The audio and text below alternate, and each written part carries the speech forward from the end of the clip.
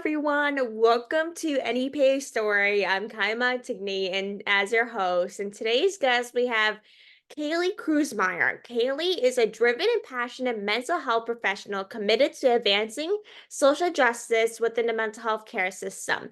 With 8 years of experience in the field, she specializes in bridging peer support, program management intervention, and suicide prevention strategies. Her mission is to create inclusive and affirming spaces where all individuals, regardless of sexual orientation, gender identity, race, ethnicity, or socioeconomic background, can access high quality mental health care and support. She's dedicated to dismantling systematic barriers and advocating for equitable treatment in mental health services. Welcome to NEPA Story, Cailey. I'm so excited to have you on joining us today. Yeah, thank you for having me. I'm very excited to be here.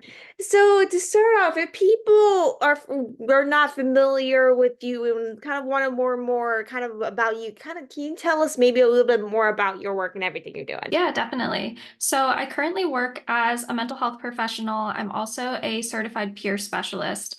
So I work for a few different organizations. I volunteer for a few different organizations. But what we do really is I oversee some programs that offer peer support services. So those are services from people who have their own experience with a mental health condition or challenge. And they support others with their own mental health by using their lived experience. So it's really special. I also am a crisis specialist, so I work with people who are, experiencing a mental health crisis. In addition to that, I volunteer on, a board of directors, a few different organizations I do work for. And I will just say, opinions that I share may not reflect the organizations that I work for. They are my own. But yeah, I'm just really happy to be here. The work I do is, really special to me because I have my own experience with mental health.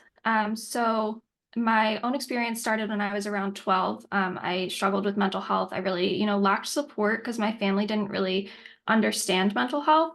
They really didn't discuss it. So I kind of was really isolated. And, a turning point for me came when, it was my end of my senior year of high school. I'd been struggling for a really long time, and my friend had attempted suicide, actually died by suicide, and that was just very, very hard for me. I ended up, attempting suicide myself a few months later, and from that, I vowed to prevent others from having to endure the pain that I went through. So I really aspired to be this person that I needed when I was younger, that my friend needed when he was younger. And I just wanted to pursue a career in mental health. So I pursued higher education. I got my bachelor's degree in psychology, my master's in counseling psychology and human services, and then, just entered the mental health workspace and really just went from there. I love that. Like I know with like when most people are working in mental health, different variety of mental health services, I know most people have their own stories to probably met their own journey or have maybe a family member or a close Mhm. friend, family friend that deals with mental health and how it impacted them. And Yeah. I love how like that your friend really kind of inspired you and also your own personal story to really where you are doing now, but like what was it like for you during that time? Is that someone who deals with mental health as well, anxiety and depression? I totally get how it really can get tough during those times when you lose a loved one to suicide because you're like, oh, like should I do that to myself now? Like it can impact you in different ways. But what was it kind of like for you during that time?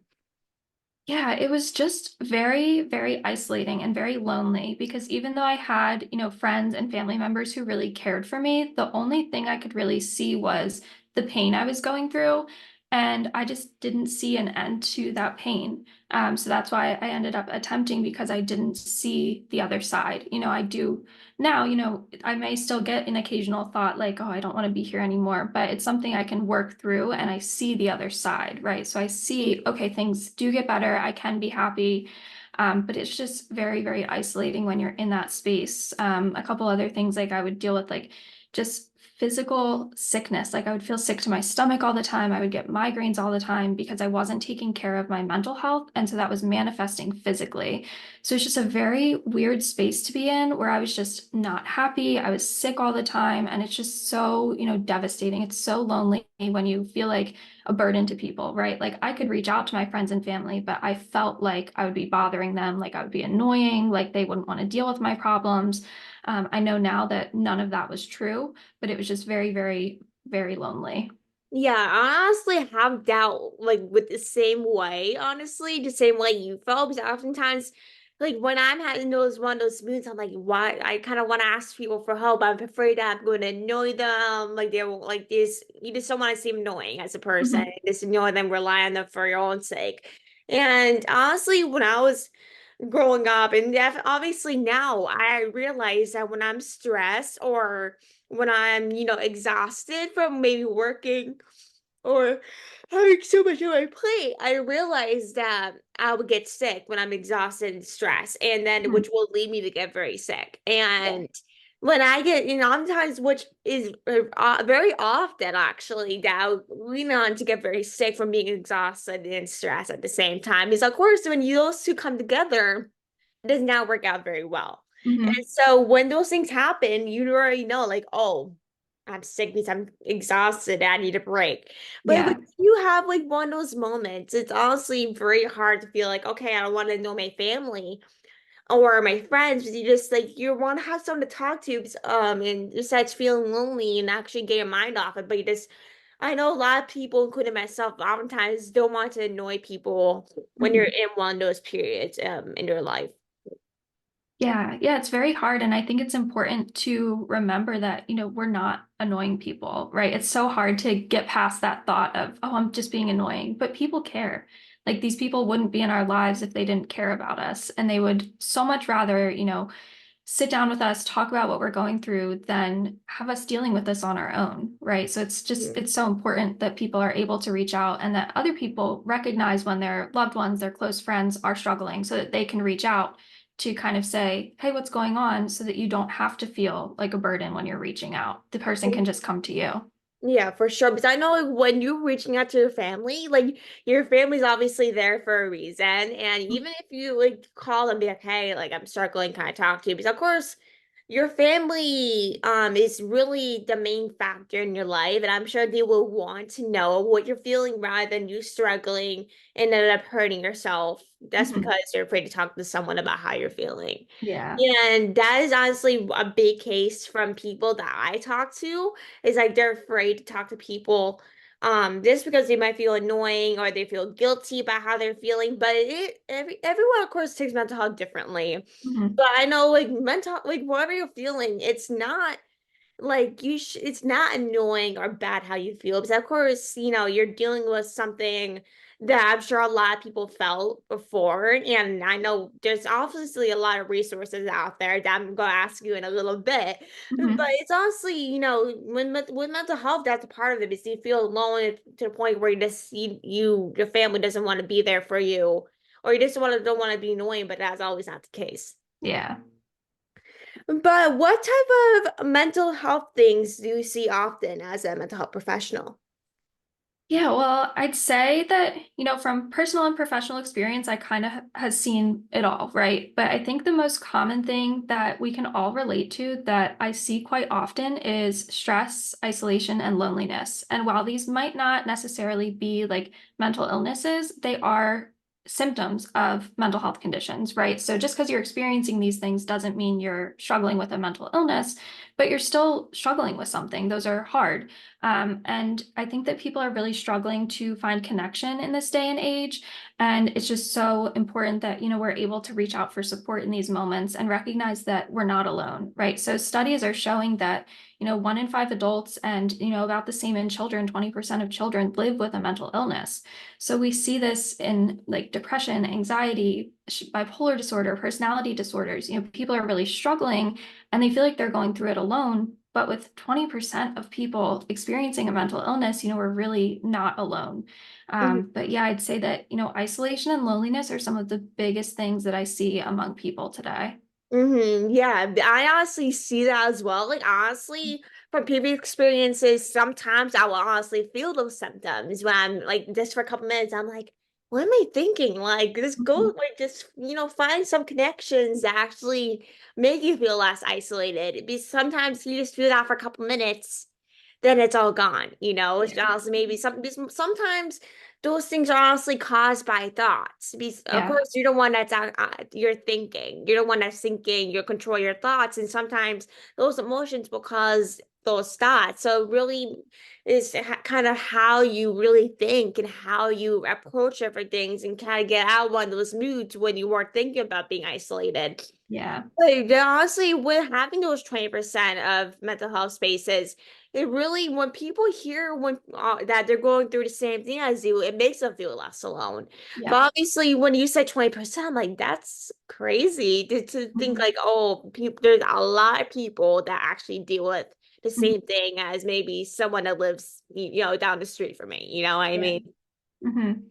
But like obviously social justice and mental health care system is very important to you and how we bring it into the workspace. Mhm. But in your experience, like how can we bring social justice into the mental health care system?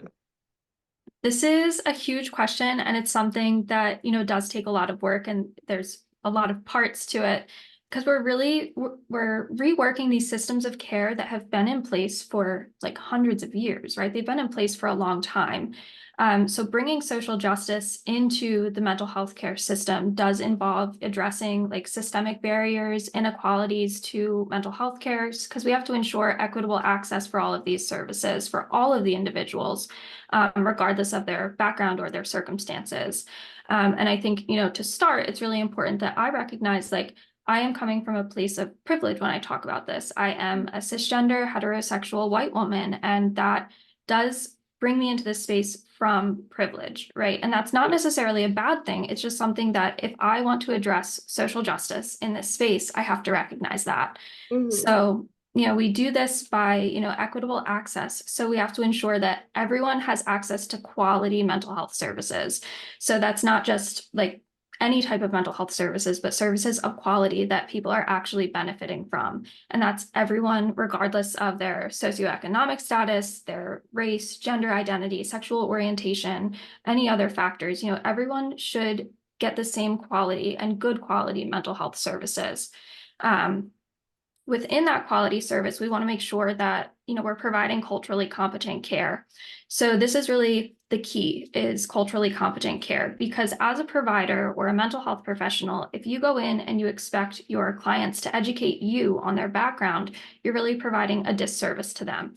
Hmm. So we want to go in and respect cultures and diverse beliefs, their values and experiences, while also recognizing that I need to educate myself on this client's background so that I can come in and provide the best support for them. We have to really proactively learn about all of these things because we can't claim that we're going to be socially just if we're not providing, culturally competent care. Along with that, like affirming care for all genders is so important. And that's part of addressing these, systemic barriers too. Hmm.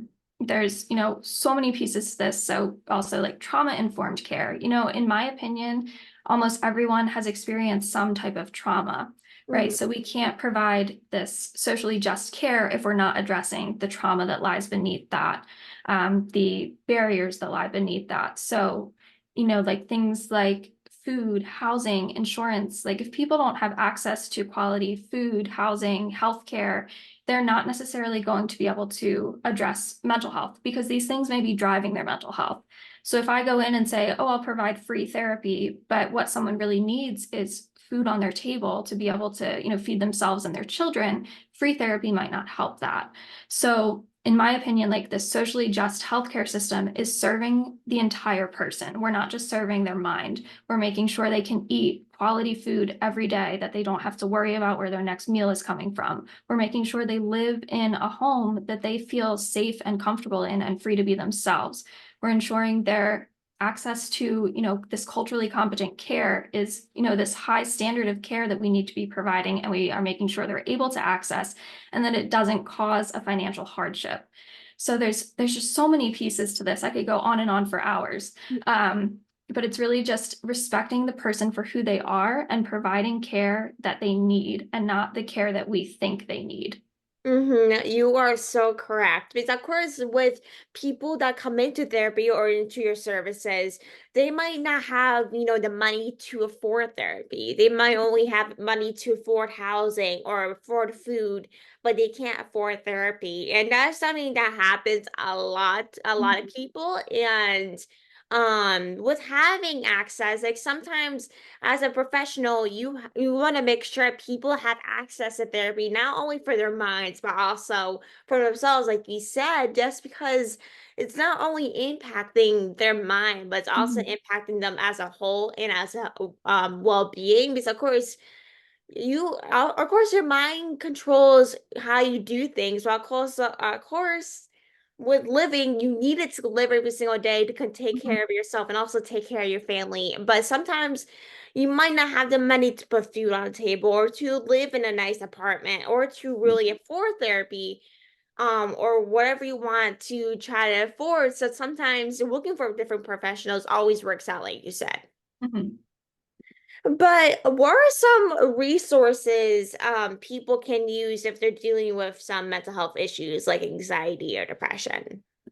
Yeah, so this is something that can vary depending on where you're located, but there's a few national resources that are really great.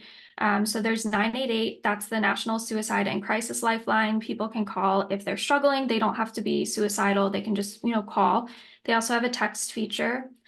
Crisis Text Line is another one. They can be reached at 741-741. That's another one. You don't have to be suicidal to reach out. Both of those services are 24/7. There's also organizations like NAMI, which is the National Alliance on Mental Illness. They offer support groups, education classes, community presentations, and they have a helpline. So their helpline is open from 10 a.m. to 10 p.m. Eastern, Monday through Friday. And that is 1-800-950-6264. And that's a line you can just call to get help and support. Um, if people are looking for, therapy services, I recommend reaching out, going on psychologytoday.com. You can search by, what insurance you have, what difficulty you're experiencing, location, and more. And then there's, To Write Love on Her Arms is a great organization, and they do offer treatment scholarships so people can access services if they can't afford it.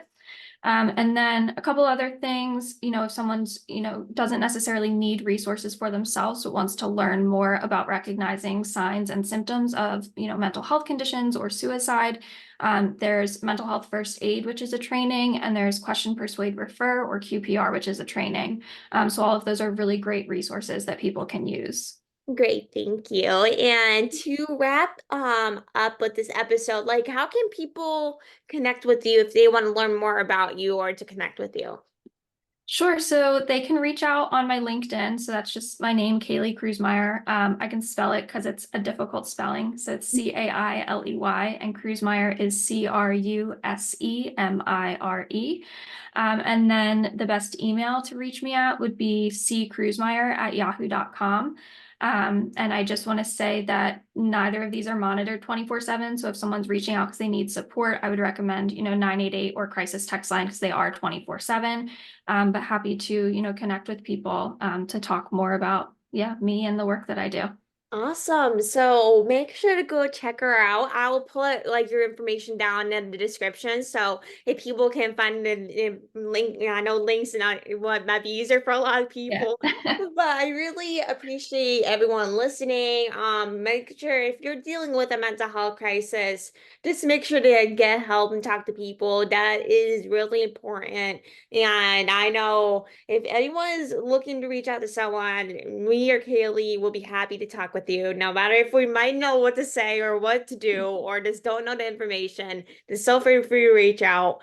But I really appreciate you so much for joining us today, and thank you for everything you're doing. It's definitely making a difference for a lot of people. Yeah, of course. And thank you so much for having me.